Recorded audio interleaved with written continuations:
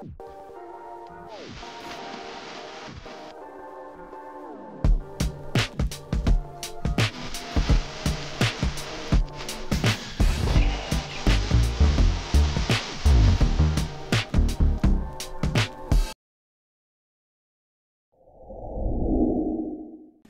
everyone, it's me again, Bernta Mitch PT TV. And for today's vlog, we are going to unbox a parcel from Lazada. Ayan. So, medyo maliit na parcel lang ito, pero marami itong technical guidelines na sasabihin ko sa inyo, papaliwanag. Okay? Pero ito para sa lahat ko ng sasakyan. Yan, nilipid ko na para sa sasakyan. Yun.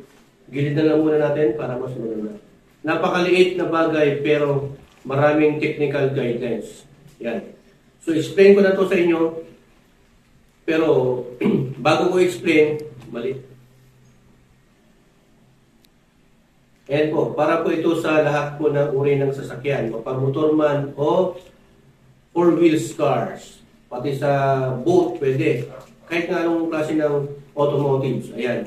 Pero bago ko ituloy yung video, at kung bago ka sa channel ko, at kung sa tingin mo makakatulong itong video na to para sa'yo, huwag mo munang kalimutan na i-hit yung subscribe button, like, share, at mag-comment ka sa comment section box para sa ibang ideas mo na may share sa akin. Okay? At sa mga viewers ko na dyan na 800 subscribers, maraming salamat sa inyo sa patuloy na tiwala at suporta. Ayan, hindi po ako magsasawang magpasalamat sa inyo guys o mga ka-DIY dahil kayo po ang boss ko. Ayan. So, reveal na po natin. Pakita mo yung video. Pakita mo yung video. I-video mo dito. Ayan. So, ito po yung code niya. I-scan mo lang yan kung anong cellphone mo.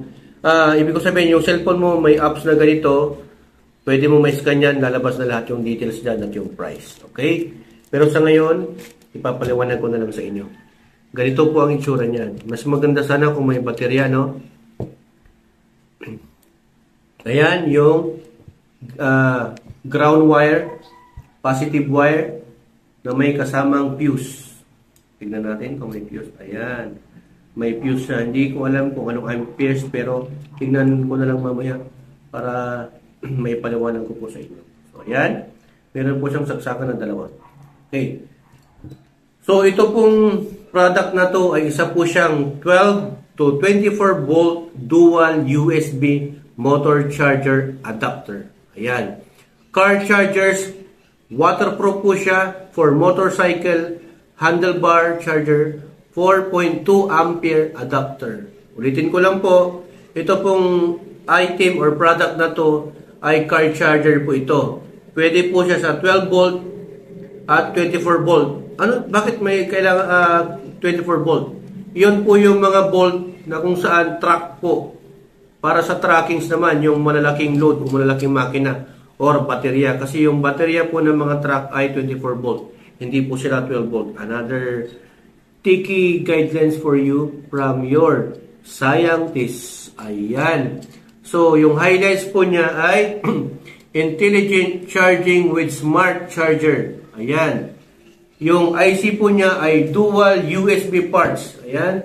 Totally for 4.2 ampere and each for 2.1 ampere. Ang totally ampere po niya ay 4.2. Bakit po? Kasi po, 2.1 po ang isang port ng USB dito. 2.1 ampere po ang bawat isa yung supply po niya. Will avoid or will auto-detect your device in charge. So, madidetect niya yung pag nag-charge ka ng cellphone mo, kung anong ampere yung ano mo o yung wattage niya, kayang-kaya po niyang i-detect. At yun po ang ibibigay po niyang current. Of course, built-in lead voltmeter. Meron po siyang voltmeter dito. Imagine mo yung guys, mga ka-DIY, for battery health monitoring. So, ang ibig niyang sabihin, aside from the two ports for USB charging, meron pa po siyang voltmeter for monitoring para malaman mo kung low charge, discharge yung or full charge yung battery mo. Diba? And of course, overcharge protection for charging safety. Meron po siyang overcharge protection for charging safety, mga ka-DIY. Ang ibig pong sabihin nun, hindi po niya ino-overcharge yung mga cellphone nyo kahit na napabayaan mo po siya mag 100%. Di ba? May protection po siyang ganon.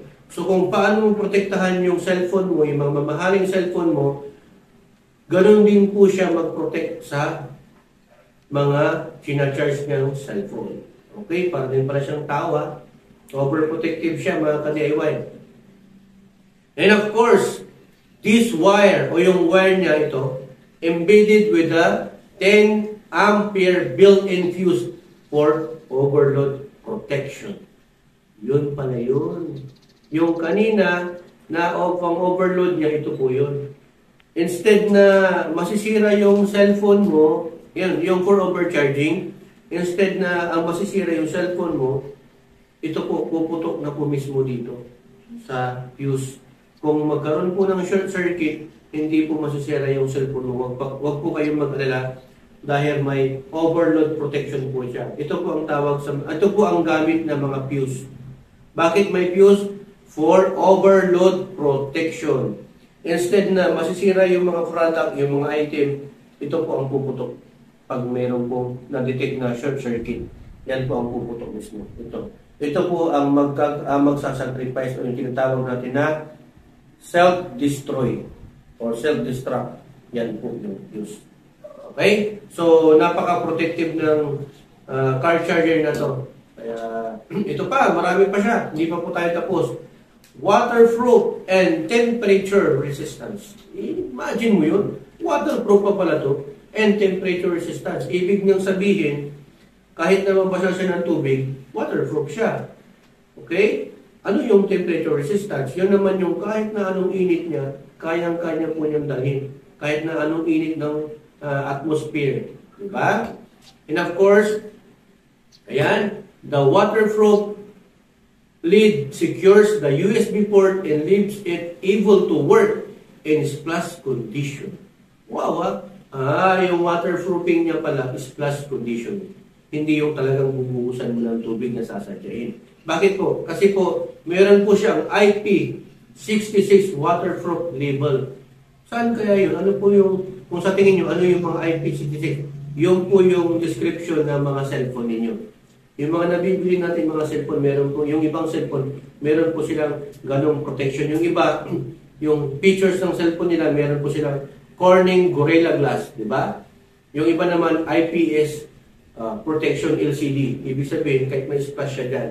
Pero meron din yung iba, kahit na underwater ng 30 meters below, pwede po siya.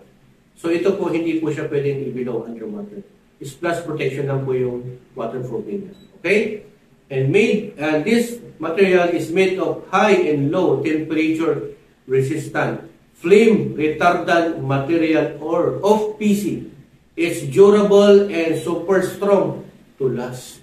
Ibig po sabihin, kung ang relasyon nyo ng girlfriend mo or boyfriend mo hindi forever, ito daw may forever. Kasi sabi niya, is durable and super strong to last. Wow, ha? Meron pa palang forever, ha? Yun. Of course, broad compatibility. This USB charger socket fits for direct current 12 to 24 volt. So, yun po ha, direct current or DC. Hindi po siya pang AC o pang bahay. Pang sasakyan po siya, pang battery po ng sasakyan. Okay? Marine, motorcycle, ATV, RV, ETC. So, pwede po siya sa mga... So, ayan, ulitin ko ulit. This item is broad compatibility. This USB charger socket can fit for DC or direct current 12 to 24 volt. Ayan. For car, boat, marine, motorcycle, ATV, RV, etc. Ulitin ko ulit. Itong product na to ay para po ito sa 12 volt at 24 volt na mga sasakyan na katulad ng car, boat, marine. Marine, ano yun? Mga yun, shift, di ba? Yung mga yate, parang ganon. Motorcycle, ATV, RV, at marami pang iba. Okay? So, next. Yung specification naman niya ang babanggitin natin o ipapaliwanag namin sa inyo. Ayan. Yung power output po niya mga ka-DIY ay, ulitin ko ulit, direct current for 12 volt to 24 volt. Yung power output naman niya ay 5 volt. Yung dalawang port niya, totally 4.2 ampere po ito. So, each port is 2.1 ampere. Okay? Yung size naman niya, 1.35 by 2.5. Yan. Height and width na siguro yun. Ano po? Ayan. So, ulitin ko ulit. Yung size niya, 135 by 205. Okay? So, ayan. Yung color available naman po niya ay meron po tayo blue digit, red digit, at green digit. Okay? So, meron po siyang blue, red, and green digit. Ibig sabihin, yung digital, yung sa voltmeter. Warm tips. May warm tips pa siya. Voltage reading can be visible only by connecting to the battery, and the voltage also can be read when the cover is engaged. Okay? Cover is engaged. Ayan. Tatakip mo. Okay? Kasi readable pa rin siya dito. May transparent pa rin siya. So, ayan. Recap ko lang po ulit mga ka-DIY. Yung specification po niya, yung power input po niya ay DC 12 to 24 volt. Yung power output po niya ay 5 volt, 2.1 amperes each port. Yung material po na ginamit, PC plastic. Ano po yung PC? Polycarbonate. So, matibay po na klase ng material ang polycarbonate. Ginagamit po yan sa mga sunglass, sa mga helmet visors, sa helmet, o anumang klase ng mga hard plastic. Okay? Polycarbonate. Ayun, yung size po niya ay 135 by 205. Ayan. 135 by 25. Ganoon na lang. Color, of course, blue, red, green, digit. Ayun. Tapos ano pa yung ano niya, iba? So, ayan, pwede nyo po siyang gamitin sa anumang klase ng sasakyan. Very affordable po ito mga ka-DIY. Huwag po kayong mag-alala. Dahil na kahit na anumang dami ng features niya, very affordable po siya. Okay? At huwag kayong huwag kayong mabahala sa presyo niya dahil worth it naman yung presyo doon dito sa mga features po niya. So, i-reveal ko na po yung price niya. This product will cost you 191.10. 191.10 centavos. Pero, ano pa lang po yun? Hindi pa po kasama ang shipping fee. Pagkasama po ang shipping fee, nasa almost 300 po ito. Marami po ito, may 300, 500, 1,000. Pero yung sa reviews po kasi, doon sa Lazada, marami po ang users or buyers na nito at sa pinakamurang halaga. Mayroon pa siyang overload protection. Huwag po kayo matakot na gamitin to. Safe po yung cellphone ninyo. Safe din po yung sasakyan ninyo, mapamotor man yan or 4 wheels. Okay? So, yung abangan nyo po kung paano namin to install doon sa motorcycle natin na Yamaha Mio Sol. I-DIY po natin yon. So watch out for the DIY of this product, of this car charger. Para malaman nyo rin po kung paano po namin i-DIY at para magaya nyo po yung process. Napakasimple lang po. Abangan nyo po yon. Ngayon, yung link kung saan ko po ito nabili, ilalagay ko na po sa description below. Kaya huwag po kayong maglala para malaman nyo po at makabili din po kayo ng product nito. Okay? At ang maganda pa dito mga ka-DIY, yung ginamit po nilang connector ay brass. Ayan, or gold-plated. Pag gold-plated po kasi, yung